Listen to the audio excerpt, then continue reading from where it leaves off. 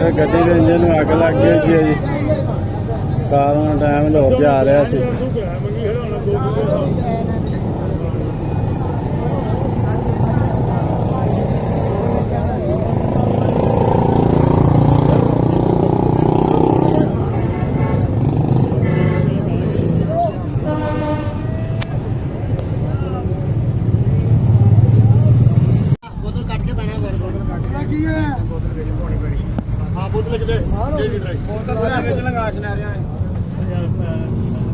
नहीं बंदा भाई एक मिनट ठहर जा दो ना भाई नहीं पानी पाने के तू पानी देने का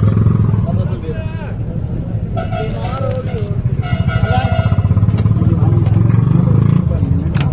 आटे के बीच खड़े हैं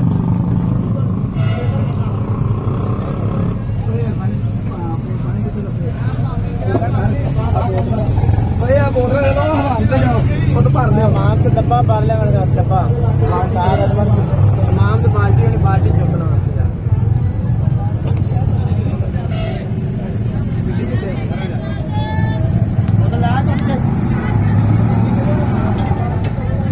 जान दे अरे अरे लो रामदा बात कर लो चलो जो बोले हां जी हां बाबा डॉक्टर है सिटी रोकी ना मेरे पास मार दे हां दे लागे खड़ी है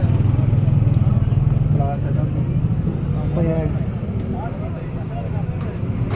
मां लड़ते